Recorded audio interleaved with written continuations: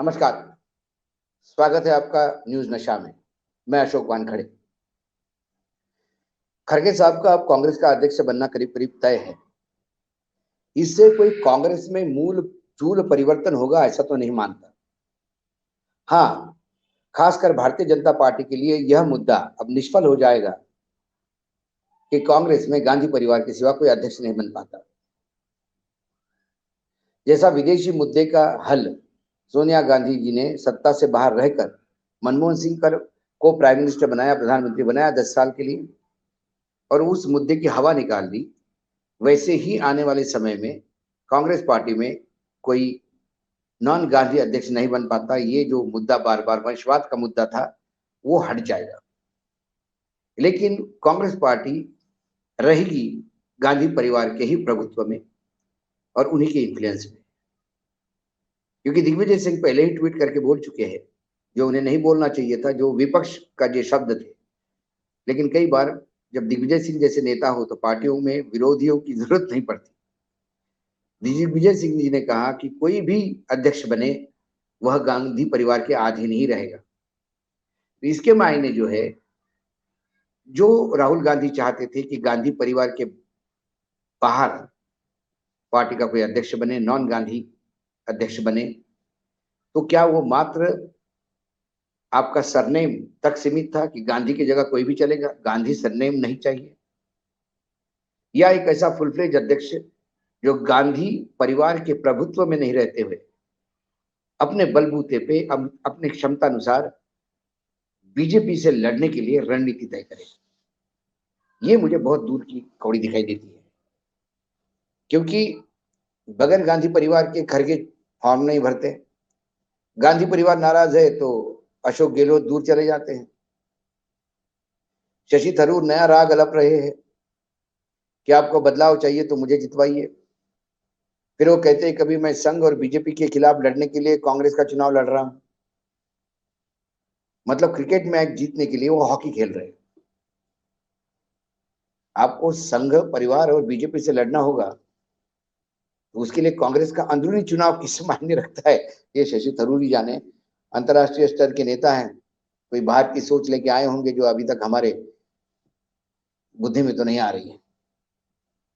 तो कुल मिला के खरगे का बनना यह एक सिंबॉलिक नॉन गांधी होंगे, लेकिन पार्टी में ज्यादा फर्क पड़ता दिखाई नहीं देता। बाकी ये सब बेचने की बातें होती है, कहने की होती है कि एक दलित को पार्टी का अध्यक्ष बनाया, राष्ट्रपति दलित बना तो कोई फर्क नहीं पड़ता, दलितों पे अत्याचार कम नहीं हुए, उत्पीड़न बढ़े ही है। तो दलित बनने से दलित मुख्यमंत्री बना तो सुपड़ा साफ हो गया बीजेपी कांग्रेस का, वहां पे दलितों ने ही वोट नहीं दिया। क्योंकि भले ही दिल्ली में बैठे हुए लोगों को लगता होगा कि ये दलित कोटे में है, ये मुस्लिम कोटे में है, ये ओबीसी कोटे में है, क्या वो नेता उस वाकई तबके का नेतृत्व करता है क्या? ये जब तक सामने नहीं आता, जमीन से जुड़ा हुआ आदमी नहीं होता। हालांकि खड़गे साहब जमीन से जुड़े हुए आदमी हैं, संघर्ष करके आए हैं। कॉलेज के जमाने से पॉलिटिक्स में, स्टूडेंट पॉलिटिक्स से लेके अब पार्टी के अध्यक्ष पद पर आने के लिए उन्होंने बहुत संघर्ष किया, वो समझते हैं। लेकिन गांधी परिवार के सामने कितना वोकल हो सकते हैं, अपनी बात उनसे कैसे मनवा सकते हैं और कई दफा उनको नाराज करके अध्यक्ष पद की ताकत दिखा सकते हैं क्या, ये इसके बारे में मैं सोच भी नहीं सकता। बाकी तो समय आने पे पता पड़ जाएगा। केसरी साहब भी जब अध्यक्ष बनाया था सीताराम केसरी को राव साहब ने, तब सबको हंसी आ रही थी कि ऐसे ही एक रबर स्टैम्प बना दिया। लेकिन फिर चचा ने राव साहब का ही टिकट काट दिया और फिर गांधी परिवार को इंटरवेन करके फिर वो पार्टी का पूरा कब्जा करना पड़ा। यह इतिहास ज्यादा पुराना नहीं है। इसलिए जिसने कोई गांधी परिवार का विरोध किया वो ठिकाने लग गया। क्योंकि चाहे कितना भी आपको अच्छा लगे या बुरा लगे, मैं स्वयं परिवारवाद के खिलाफ हूं, लेकिन गांधी परिवार यह कांग्रेस की मजबूरी है। कांग्रेस गांधी परिवार के बगैर नहीं है, यह सत्यता है। जैसे संघ के बगैर बीजेपी नहीं हो सकती, यह सत्यता है। इस देश का कोई भी प्रधानमंत्री और पार्टी का अध्यक्ष बीजेपी का यह संघ की शाखा से निकला हुआ स्वयं सेवक ही होगा। ये जितनी सत्यता है उतनी सत्यता कांग्रेस में गांधी परिवार की है। राहुल गांधी की पदयात्रा कर्नाटक में प्रवेश कर चुकी है। उनका वह ऐतिहासिक भाषण कल का भरी बरसात में वो लोगों से बोल रहे थे और हजारों की तादाद में लोग सुन रहे थे। मुझे याद दिला दिया महाराष्ट्र के वो चुनाव ऐतिहासिक, जब सेना और बीजेपी क्लीन स्वीप करने में लगी थी। लग रहा था 2/3 मेजोरिटी पे आएंगे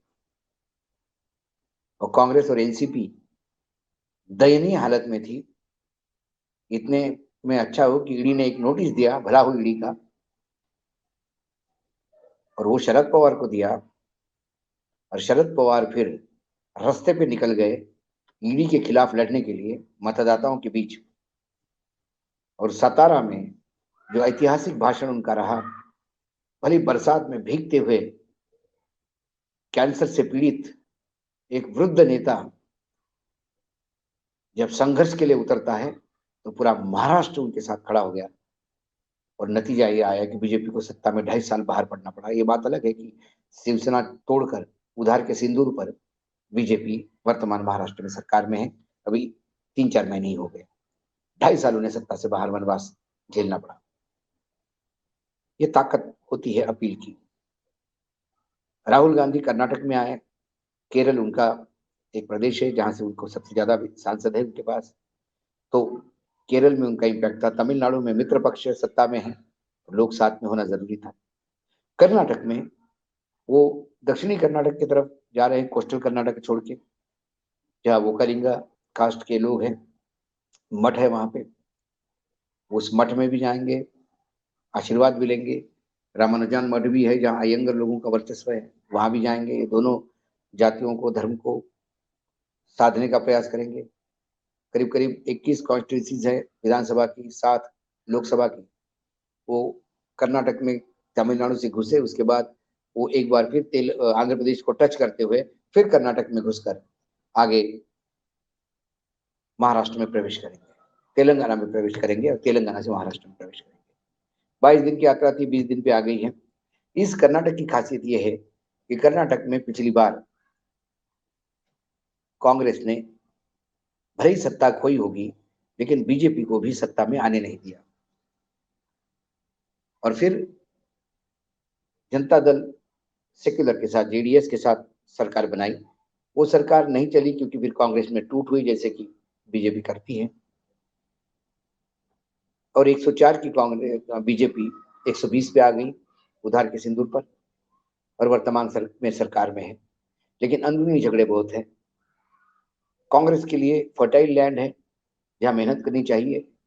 और ये जो खासकर कर्नाटक में राहुल गांधी की यात्रा कांग्रेस को एक नया जीवदान देके जाएगी, एक उत्साह देके जाएगी, ऐसा तो कम से कम अब दिखाई दे रहा है। और दक्षिणी जब कर्नाटक की बात करता हूं मैं, मैसूर और उसी इलाके में जनता दल सेक्युलर का बहुत ज्यादा प्रभाव है। वहां कांग्रेस और जनता दल सेक्युलर साथ में लड़ते हैं, तो वहां पे बीजेपी भी अपना रास्ता ढूंढ रही है।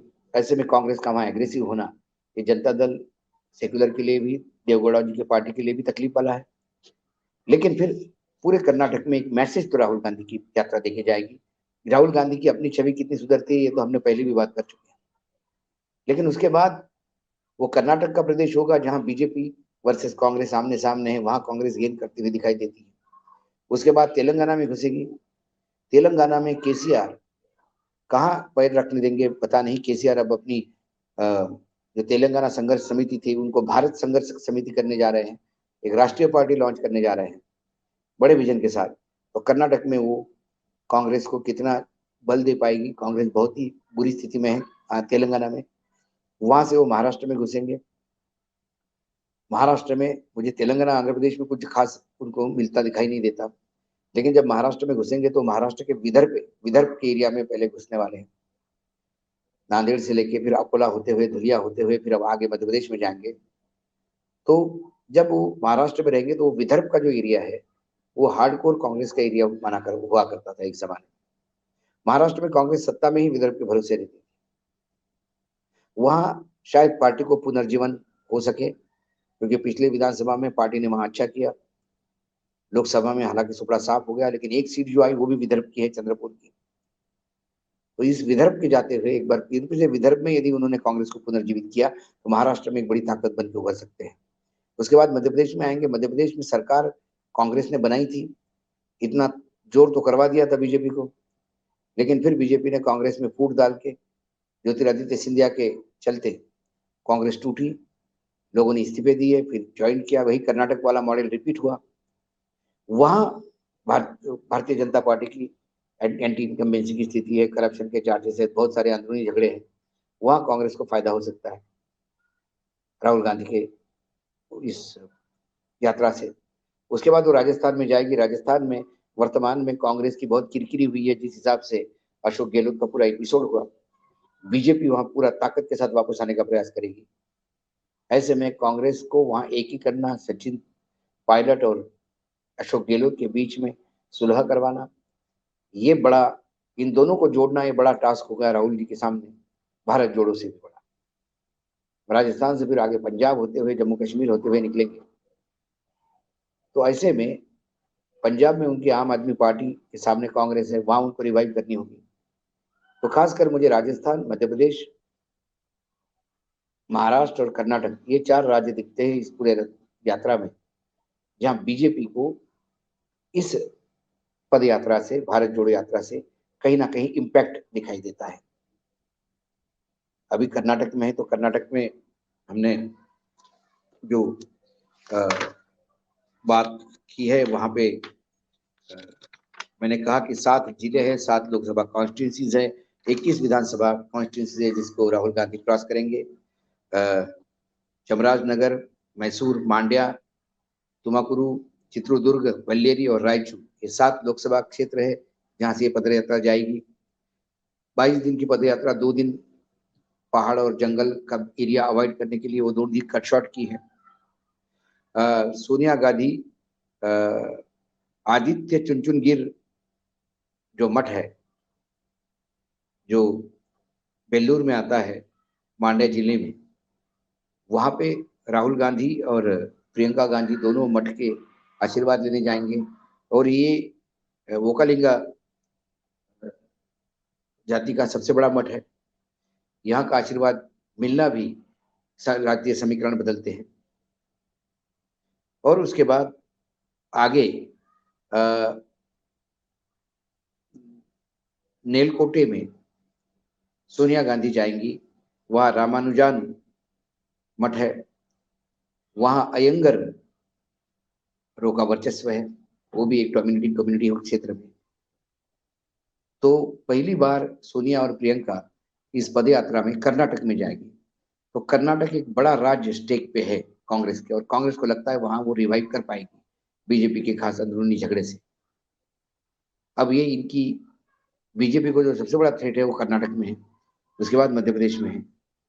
राजस्थान में कांग्रेस बहुत लो एप पे आ गई है, लेकिन वहां वसुंधरा को यदि ये प्रोजेक्ट नहीं करते तो फिर वहां कांग्रेस की बल्ले बल्ले है। महाराष्ट्र में जैसे कि मैंने कहा, ये राज्य है कि जहां बीजेपी को उनसे नुकसान हो सकता है। रही बात कांग्रेस में जो कलाकारी चलती है, षड्यंत्र चलते हैं, जो खेल करने वाले लोग हैं, उतने शायद कहीं नहीं है। चंद्रकांता सीरियल जैसी कहानियों में कहानी, कहानियों में कहानी दिखाई देती है। हर आदमी अपने आप में एक षड्यंत्र है, और हर आदमी अपने आप में गांधी परिवार का उपयोग कर अपनी रोटी सेकना चाहता है। तो उसमें राहुल गांधी के नजदीकी लोग हो, बैजू हो, अलंकार हो, वहाँ सोनिया वो प्रियंका जी के संदीप सिंह हो, पुराने चावल दिग्विजय सिंह हो, नए चावल वेणुगोपाल जी हो, ये सब, अजय माकन अलग खिचड़ी पका रहे वहां पे, हाल ही में मीडिया डिपार्टमेंट से हटाए गए और कर्नाटक के इंचार्ज जनरल सेक्रेटरी, वो एक अलग खेल खेल रहे हैं। तो ये तमाम खेलों में खेल, खेलों में खेल, इसमें कांग्रेस पार्टी का कितना फायदा होता है, नुकसान होता है, तो भगवान जाने। लेकिन सब मिलके बीजेपी के साथ लड़ना या सत्ता में वापस आने का जो एक जुनून होता है, वो मुझे राहुल गांधी के सिवा और किसी में दिखाई नहीं देता। इसलिए ये सब पैरासाइट बन के उनके साथ चल रहे हैं कि राहुल नैया पार लगा देंगे तो हमारी भी नैया पार लगेगी। ये शायद राहुल का दुर्भाग्य है कि अच्छे सिले से पार, सिले जो साथ में सिलेदार होना चाहिए, अच्छे सरदार होना चाहिए, अच्छे सेनानी होना चाहिए, वो उनके पास नहीं है। अच्छे सेनानी इस गंदगी में आना नहीं चाहते, राहुल जी इस गंदगी से छुटकारा पाना नहीं चाहते। इसलिए राहुल जी की अपनी तो छवि सुधर रही है, लेकिन पार्टी को बहुत ज्यादा फायदा होगा ऐसा तो अभी तो कम से कम दिखाई नहीं देता। इन राज्यों की तो बात नहीं। आज इतना ही, फिर आऊंगा किसी विषय के साथ, तब तक के लिए नमस्कार। और आप हमसे जुड़े रहने के लिए सब्सक्राइब करें YouTube पर, फॉलो करें ट्विटर पर और लाइक करें Facebook पर। और ज्यादा जानकारी के लिए आपको टाइप करना होगा सिर्फ न्यूज नशा।